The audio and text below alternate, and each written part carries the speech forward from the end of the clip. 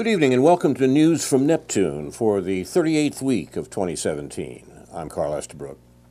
For more than a quarter century, this program has been a weekly hour of spontaneous and unrehearsed discussion of the news of the week and its coverage by the media. First on a so-called community radio station, and now via Urbana Public TV and YouTube. Our program's name, News from Neptune, comes from Noam Chomsky, who's been writing sensible things about U.S. politics for half a century. Chomsky says that in the U.S. media, either you repeat the same conventional doctrines everybody is saying, or else you say something true, and it will sound like it's from Neptune. We at News from Neptune try to say some true things, bearing in mind Rosa Luxemburg's remark, "The most revolutionary thing one can do is always to proclaim loudly what is happening." This is a teach-in edition of News from Neptune to remind you of the anti-war teach-in at Channing Murray Foundation on the UIUC campus tomorrow afternoon, Saturday afternoon at 1 p.m.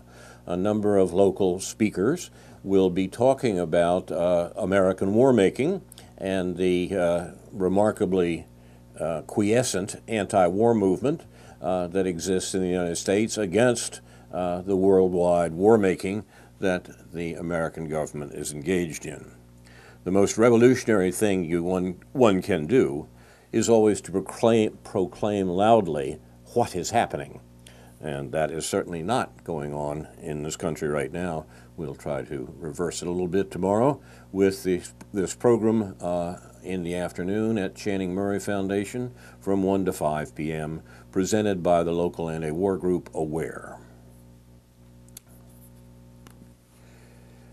One of the most hyped events of American television this season is a program entitled The Vietnam War, which is started on the PBS network. The directors are Ken Burns and Lynn Novick. Acclaimed for his documentaries on the Civil War, the Great Depression, and the history of jazz, Burns says of his Vietnam films, quote, "They will inspire our country to begin to talk and think about the Vietnam War in an entirely new way," close quote. In a society often bereft of historical memory and enthralled to the propaganda of exceptionalism, the exceptionalism of the United States of America, Burns' entirely new Vietnam War is presented as an epic historic work. That's a quote. Its lavish advertising campaign promotes its biggest backer, Bank of America, which in 1971 was burnt down by students in Santa Barbara, California, as a symbol of the hated war in Vietnam. I had for many years on my wall a poster of the burning branch of the Bank of America with the motto, "Capitalism? No thanks. We will burn your expletive banks."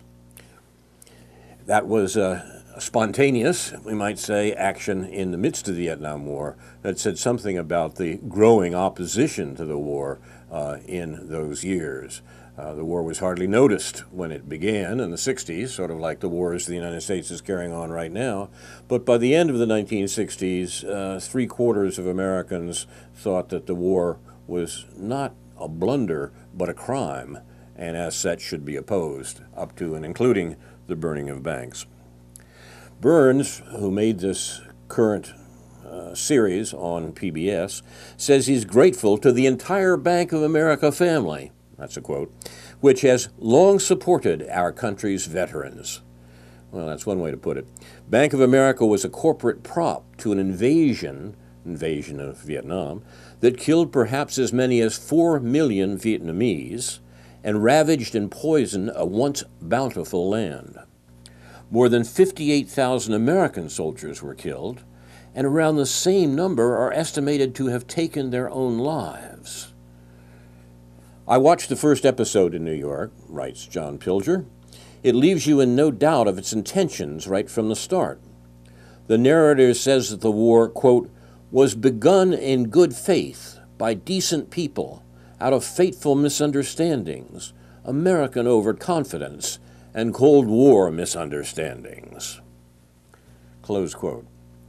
The dishonesty of this statement is not surprising. The cynical fabrication of false flags that led to the invasion of Vietnam is a matter of record.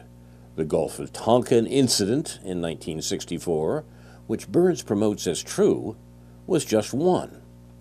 The lies litter a multitude of official documents, notably the Pentagon Papers, which the great whistleblower Daniel Ellsberg released in 1971. That was the Pentagon's own account of the war, which was secret because the real story conflicted with the American propaganda campaign and aimed at the American populace.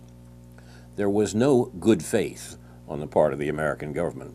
The faith was rotten and cancerous. For me, writes John Pilger, as it must be for many Americans, it's difficult to watch the film's jumble of red peril maps, where the communists are, unexplained interviewees, ineptly cut archive, and maudlin American battlefield sequences. If in the series press release in Britain, the BBC will show it there, there's no mention of Vietnamese dead, only Americans. Quote, "We are all searching for some meaning in this terrible tragedy." Novick is quoted, one of the editors, is quoted as saying, "How very postmodern. We're searching for meaning." All this will be familiar to those who've observed how the American media and popular culture behemoth have revised and served up the great crime of the second half of the 20th century. The great crime being, of course, the U.S. destruction of Southeast Asia.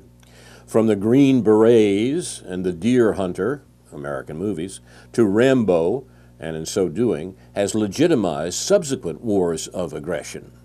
The popular culture understanding of Vietnam has as its primary purpose convincing Americans that the wars their country carries on across the world are justified. The revisionism never stops, and the blood never dries. The invader, the U.S., is pitied and purged of guilt, while, quote, "searching for some meaning in this terrible tragedy," close quote. Cue Bob Dylan, "Oh, where have you been, my blue-eyed son?" I thought about the decency and good faith when recalling my own first experiences as a young reporter in Vietnam, writes John Pilger, watching hypnotically as the skin fell off napalmed peasant children like old parchment, and the ladders of bombs that left trees petrified and festooned with human flesh. General William S. Westmoreland, the American commander, referred to people as termites. In the early 1970s, I went to Quang Ngai Province, where in the village of My Lai, between 347 and 500 men, women, and infants were murdered by American troops. Burns prefers killings. At the time, this was presented as an aberration, an American tragedy, called Newsweek called it. In this one province, it was estimated that 50,000 people had been slaughtered during the era of American free fire zones. Mass homicide. This was not news. To the north in Quang Tri Province, more bombs were dropped in that one province than in all of Germany during the Second World War. Since 1975, when the war officially ended, unexploded ordnance has caused more than 40,000 deaths in mostly South Vietnam, the country America claimed to be saving, and with France conceived as a singularly imperial ruse. The meaning of the Vietnam War is no different from the meaning of the genocidal campaign against the Native Americans, the colonial massacres in the Philippines, the atomic bombings of Japan, the leveling of every city in North Korea. The aim was described by Colonel Edward Lansdale, the famous CIA man on whom Graham Greene based his central character in the novel The Quiet American. Lansdale said, quote, "There is only one means of defeating an insurgent people who will not surrender, and that is extermination. There is only one way to control a territory that harbors resistance, and that is to turn it into a desert. Close quote. Nothing has changed. When Donald Trump addressed the United Nations on 19 September, this last week, a body established to spare humanity the scourge of war, he declared he was, quote, ready, willing, and able to totally destroy North Korea and its 25 million people. His audience gasped, but Trump's language was not unusual. His rival for the presidency, Hillary Clinton, had boasted she was prepared to totally obliterate Iran, a nation of more than 80 million people. This is the American way. Only the euphemisms are missing now. Returning to the U.S., I'm struck by the silence and absence of opposition on the streets, in journalism and the arts, as if dissent once tolerated in the mainstream has regressed to a dissidence, a metaphoric underground. There's plenty of sound and fury at Trump the odious one, the fascist, but almost none at Trump the symptom and caricature of an enduring system of conquest and extremism. Where are the ghosts of the great anti-war demonstrations that took over Washington in the 1970s? Where is the equivalent of the Freeze movement that filled the streets of Manhattan in the 1980s, demanding that President Reagan withdraw battlefield nuclear weapons from Europe? The sheer energy and moral persistence of those great movements largely succeeded. By 1987, Reagan had negotiated with Mikhail Gorbachev an Intermediate-Range Nuclear Forces Treaty, the IMF, that effectively ended the Cold War. Today, according to secret NATO documents obtained by the German newspaper Süddeutsche Zeitung, this vital treaty is likely to be abandoned as nuclear targeting planning is increased. The German Foreign Minister Sigmar Gabriel has warned against, quote, repeating the worst mistakes of the Cold War. All the good treaties on disarmament and arms control from Gorbachev and Reagan are in acute peril. Europe is threatened again with becoming a military training ground for nuclear weapons. We must raise our voice against this, close quote, from the German Foreign Minister. But not in America. The thousands who turned out for Senator Bernie Sanders' revolution in last year's presidential campaign are collectively mute on these dangers. That most of America's violence across the world has been perpetrated not by Republicans or mutants like Trump, but by liberal Democrats remains a taboo subject. Barack Obama provided the apotheosis with 7 simultaneous wars, a presidential record, including the destruction of Libya as a modern state. Obama's overthrow of Ukraine's elected government has had the desired effect, the massing of American-led NATO forces on Russia's western border, through which the Nazis invaded in 1941. Obama's pivot to Asia in 2011 signaled the transfer of the majority of America's naval and air forces to Asia and the Pacific, for no purpose other than to confront and provoke China. The Nobel Peace Laureates, that is Obama's, worldwide campaign of assassinations is arguably the most extensive campaign of terrorism since 9/11. What is known in the U.S. as the left has effectively allied with the darkest recesses of institutional power, notably the Pentagon and the CIA, to see off, to drive away a peace deal between Trump and Vladimir Putin, and to reinstate Russia as an enemy, on the basis of no evidence of its alleged interference in the 2016 presidential election. The true scandal is the insidious assumption of power by sinister war-making vested interests for which no American voted. The rapid ascendancy of the Pentagon and the surveillance agencies under Obama represented an historic shift of power in Washington. Daniel Ellsberg rightly called it a coup. The 3 generals running Trump are its witness. All of this fails to penetrate those liberal brains pickled in the formaldehyde of identity politics, as my friend Luciana Bone noted memorably. Commodified and market-tested, diversity is the new liberal brand, not the class people serve regardless of their gender and skin color, not the responsibility of all to stop a barbaric war to end all wars. How did it, expletive, come to this? Says Michael Moore in his Broadway show, Terms of My Surrender, a vaudeville for the disaffected, set against a backdrop of Trump as Big Brother. I admire Moore's film, Roger and Me, about the economic and social devastation of his hometown of Flint, Michigan, and Sicko, his investigation into the corruption of healthcare in America. The night I saw his new show, his happy-clappy audience cheered his reassurance that, quote, "We are the majority," close quote, and calls to, quote, "impeach Trump, a liar and a fascist."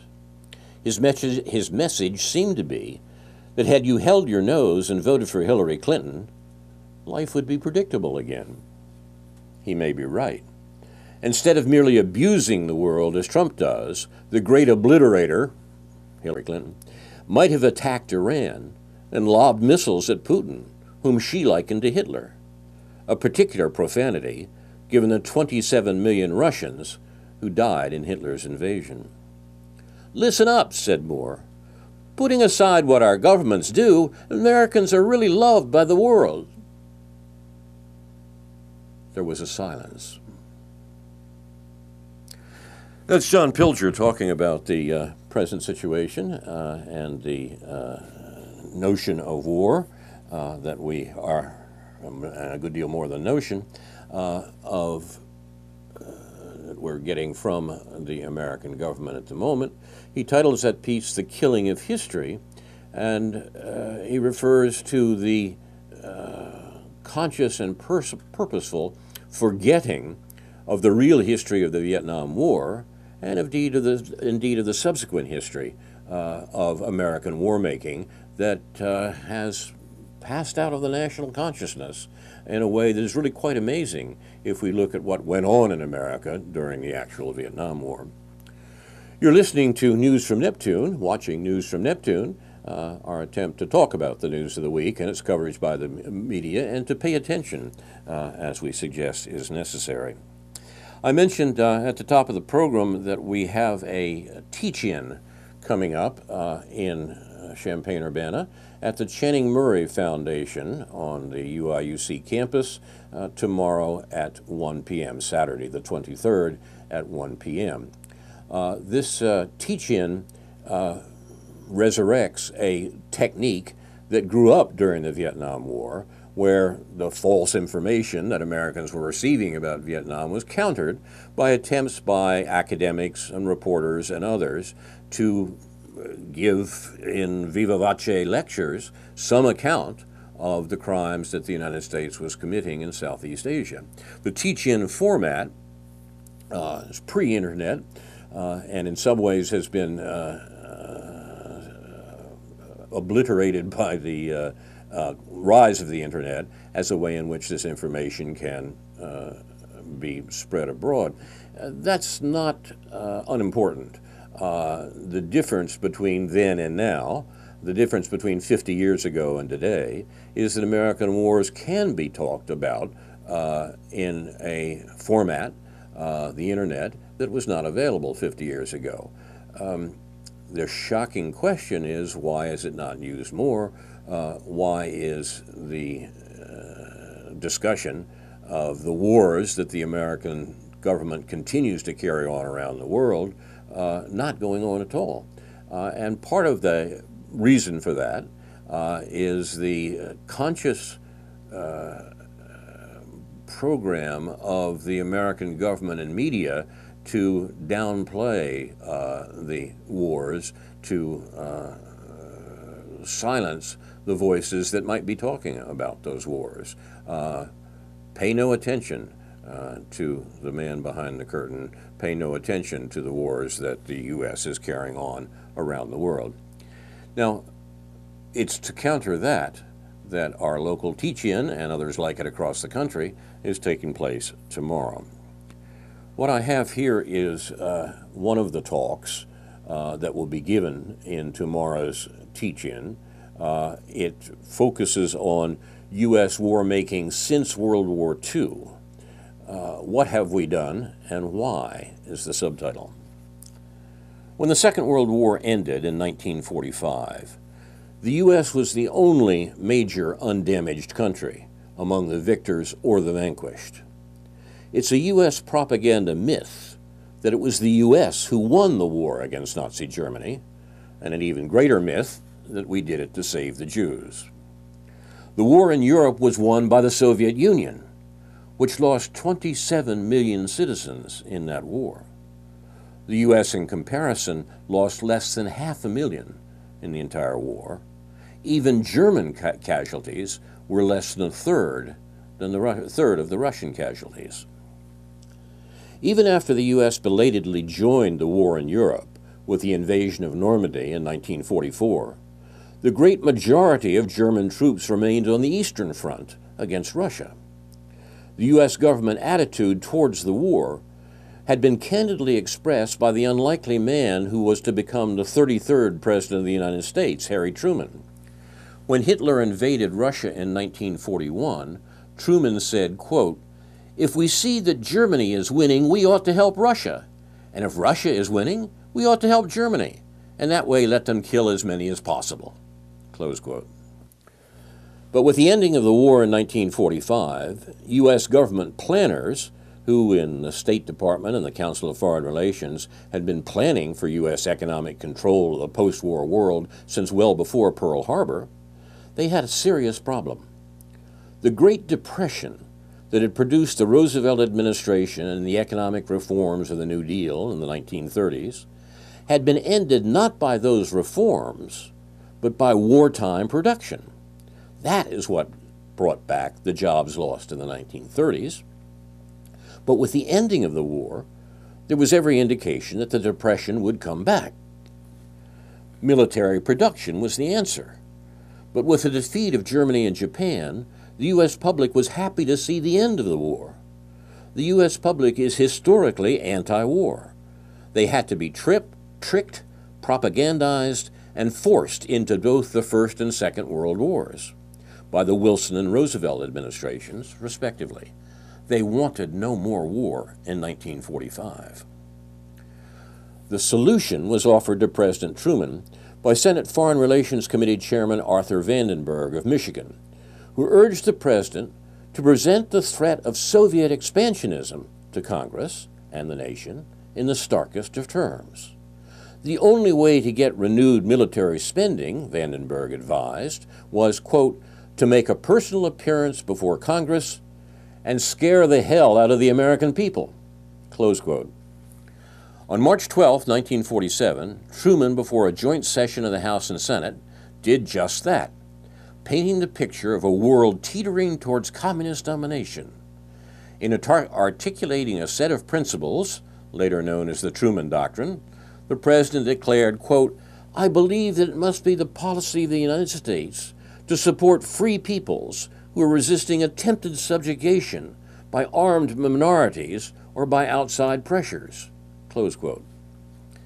That may remind you of a presidential comment from this past week, 70 years after Truman's, but it was nonsense then. At the time, half of the mechanized divisions of the exhausted Russian army were horse-drawn. That was a mechanized division. But that mattered little. The Cold War was launched, and the U.S. government had a cover story for becoming what Martin Luther King called it, the greatest purveyor of violence in the world today. Truman governed the country with the cooperation of a small number of Wall Street lawyers and bankers. So said Samuel Huntington, professor of the science of government, that's what they called it, at Harvard. Huntington was called Mad Dog long before the President's Secretary of Defense, General Mattis. But Truman and his successors also had a way to control the only enemy modern American presidents really fear, American public opinion. Australian social scientist Alex Carey wrote, "The 20th century has been characterized by three developments of great political importance: the growth of democracy, the growth of corporate power, and the growth of corporate propaganda as a means of protecting corporate power against democracy." The Cold War propaganda of 70 years ago was new, but the goal of U.S. foreign policy was not. It remains the same today. We sometimes regard U.S. foreign policy as blundering attempts to do good, as the New York Times liberal columnist said about the Vietnam War after it ended. But the truth is that at least since the open door policy of 1899, the cynosure of American planners has been Eurasia, the bedrock of U.S. foreign policy since the 19th century has been the prevention of the economic integration of Eurasia, under whatever auspices, for fear that it would delimit the worldwide profits of the American economic elite, the 1%. That's what the Second World War in the Pacific was all about: the defeat of Japan's Greater East Asia co-prosperity sphere. And America's vicious wars in Korea and Vietnam were in aid of maintaining the economic control that the U.S. had won in Asia in World War II. That is today at the heart of the Obama and Trump administration's war provocations against the Russia-China-Iran triad, which presents once again the American bête noire, the economic integration of Eurasia, now most clearly in China's Belt and Road Initiative. Since the Second World War, American presidents have killed between 20 and 30 million people in pursuit of that goal. And a subsidiary goal has been the control of world energy flows, principally from the Mideast, which has provided the U.S. with a chokehold over competing economies in Europe and Asia, most notably over China. The U.S. has shown itself willing to kill a lot of people for that. The Nuremberg trials at the end of the Second World War, and even more obviously the parallel Tokyo trials, in which officials of the defeated governments, Germany and Japan, were tried and hanged by the U.S. and Allied governments, were of course victor's justice. One can easily imagine a reverse scenario had the war ended differently. Anyone who's been watching The Man in the High Castle on HBO from Philip K. Dick's old novel knows how that scenario might be imagined. But in order to execute enemy officials, the U.S. had to create law, which also condemned the future behavior of the principal victor of the Second World War, the U.S. government. The International Military Tribunal for Germany, as it was called, declared at Nuremberg in 1946, on September 30th, as a matter of fact, we're coming up to the anniversary. The Nuremberg Tribunal declared, and I quote, "War is essentially an evil thing. Its consequences are not confined to the belligerent states alone, but affect the whole world. To initiate a war of aggression, therefore, is not only an international crime, it is the supreme international crime, differing only from other war crimes in that it contains within itself the accumulated evil of the whole." Close quote. Wars of aggression, that is, not out of self-defense nor sanctioned by the United Nations Security Council, are thus wars without international legality. Indeed, they are the supreme international crime.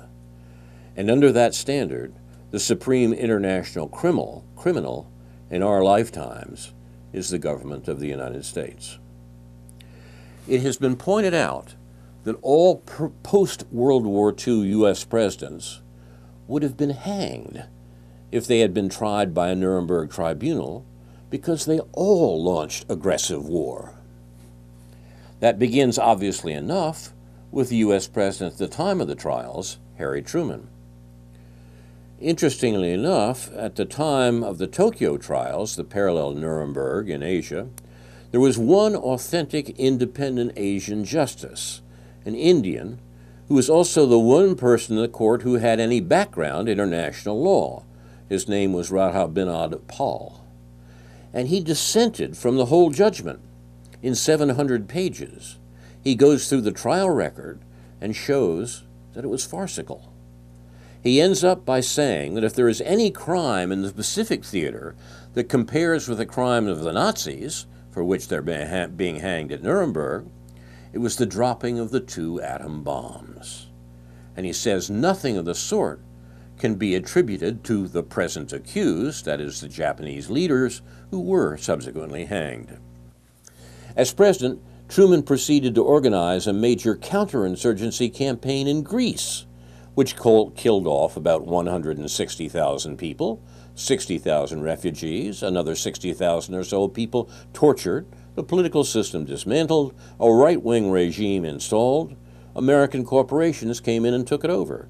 Clearly a crime under Nuremberg. That was in the Truman administration after the end of the Second World War, and Greece, as we see today, is still suffering from what the American administration did in that aggressive war. Truman was succeeded by President General Eisenhower, who in 1943 overthrew the government of Guatemala.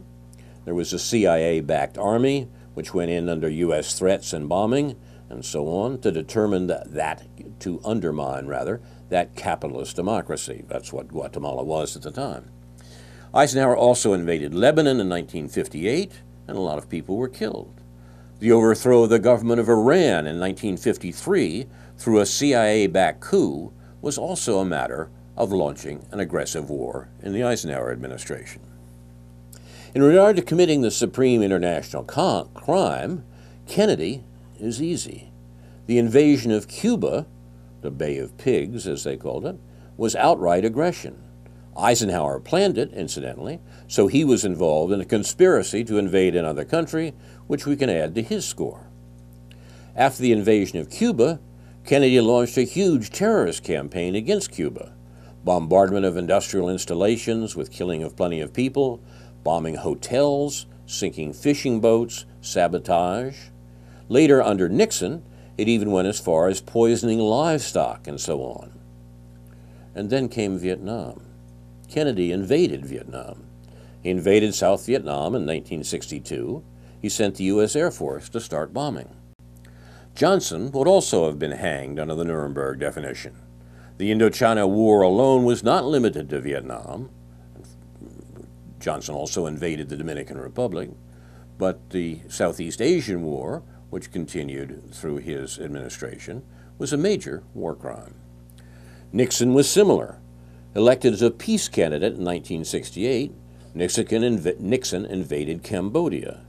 The Nixon-Kissinger bombing of Cambodia in the early 70s was not all that different from the Khmer Rouge atrocities, and the same was true in Laos. Gerald Ford was president for a very short time, so he didn't have time for a lot of crimes, but he did manage one major one. He supported the Indonesian invasion of East Timor, which was near genocidal. It made Saddam Hussein's invasion of Kuwait in 1990 look like a tea party. That was supported decisively by the United States. Both the diplomatic and the necessary military support came primarily from the U.S. government. That was continued under President Jimmy Carter.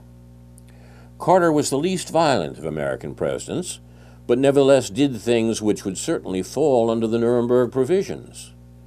As the Indonesian atrocities increased to a level of near genocide, the U.S. aid under Carter increased. It reached a peak in 1978 as the atrocities peaked. Reagan. It's not a question. Central America alone suffices. Support for the Israeli invasion of Lebanon in 1982 also makes Saddam Hussein look pretty mild in terms of casualties and destruction. The President's Bush. Need we talk on? In fact, in the Reagan period, there's even an International Court of Justice decision on what they call the unlawful use of force, for which Reagan and Bush were condemned. I think one could raise many questions about the Nuremberg Tribunal, and especially the Tokyo Tribunal. The Tokyo Tribunal was in many ways farcical. The people condemned at Tokyo had done things for which plenty of people on the other side, that is, the American side, could be condemned. Furthermore, just as in the case of Saddam Hussein, many of the worst atrocities the U.S. didn't care about. Some of the worst atrocities of the Japanese were in the late 30s, but the U.S. didn't especially care about that. What the U.S. did care about, that is, the U.S. reason for the war in the Pacific, was Japan was moving to close off the China market. But as we've seen, the U.S. economic elite had since the 19th century insisted on an open door to exploit Eurasia. That was the background of the Second World War in the Pacific. At the close of World War II in 1945, the U.S. intervened in a civil war in China, taking the side of Chiang Kai-shek's nationalists against Mao Zedong's communists, even though the latter, the communists, had been a much closer ally of the United States in the war. To compound the irony, the U.S. used defeated Japanese soldiers to fight for its side in China. After their defeat in 1949, many nationalist Chinese soldiers took refuge in northern Burma, where the CIA regrouped them, brought in other recruits from elsewhere in Asia, and provided a large supply of heavy arms and planes. It may remind you of Syria in the Obama years. During the early 1950s, the Army proceeded to carry out a number of incursions into China, involving at times thousands of troops, accompanied by CIA advisors, some of whom were killed, and supplied by airdrops from American planes. In the early part of 1952, during the Korean War, the Chinese claimed that the United States was dropping quantities of bacteria, insects, feathers, decaying animal and fish parts, and many other strange objects that carried disease over Korea and northeast China. The Chinese government declared that there had been casualties and quick deaths from plague, anthrax, and encephalitis, among other diseases. Then, in August, an international scientific committee was appointed, composed of scientists from Sweden, France, Great Britain, Italy, Brazil, and the Soviet Union. After an investigation in China of more than 2 months, the committee produced a report of some 600 pages, many photos, and the conclusion that, quote, the peoples of Korea and China have indeed been the objectives of bacteriological weapons. These have been employed by units of the USA Armed Forces using a great variety of different methods for the purpose. Close quote. The Nationalist Chinese Army, defeated by the Communists in 1949 and forced into exile, became part of an army formed by the CIA in Burma to wage war against Communist China. The agency closed its eyes to the fact that the new clients were becoming the opium barons of the Golden Triangle, that was parts of Burma, Thailand, and Laos, the world's largest source of opium and heroin. Air America, the CIA's principal airline proprietary, flew the drugs all over Southeast Asia to sites where the opium was processed into heroin, and to transshipment points on the route to Western customers. A half-century later, after the Clinton administration bombed the Chinese embassy in Belgrade in May 1999, Washington apologized profusely to Beijing, blaming outdated maps and such. But this, it appears, was just a cover for the fact that the bombing wasn't an accident. China is clearly the principal barrier to U.S. hegemony in Asia. The bombing of the embassy was perhaps Washington's charming way of telling Beijing that this is only a small sample of what can happen to you if you have any ideas of resisting the American juggernaut in Eurasia. That was the overall message of President Clinton's attack on Serbia in 1999 in violation of the UN Charter. It was not to protect Kosovar Albanians, as Clinton claimed. It was because Serbia was not carrying out the required social and economic reforms, meaning it was the last corner of Europe which had not subordinated itself to the U.S.-run neoliberal programs, so therefore it had to be eliminated. We're seeing the same thing happening today in Burma, or Myanmar, that we've seen done in Libya, Syria, Yugoslavia, the Philippines, and elsewhere. If a small, vulnerable nation does something the U.S. doesn't like, such as business deals with China, that may impact on U.S. goals of containment of China, we create chaos. We arm and train dissidents and jihadists to, quote, defend themselves, close quote. We intervene covertly with CIA operators or paid contractors in an effort at regime change. If the leaders don't agree, the leaders of the nation don't agree to U.S. terms and conditions, we will continue to destroy them. That is now playing out in Burma, Myanmar, with the mainstream media hype and propaganda promoting humanitarian concerns for the Muslim peoples there.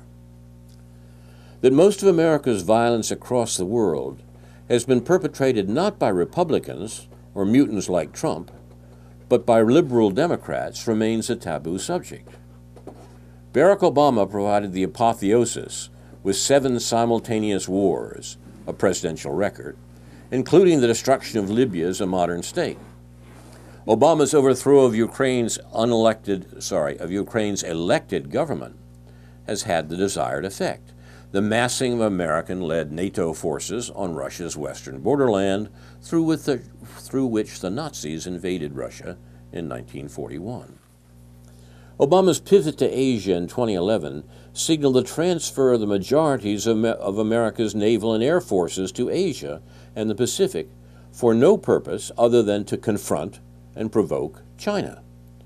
The Nobel Peace Laureate's worldwide campaign of assassinations is arguably the most extensive campaign of terrorism since 9/11.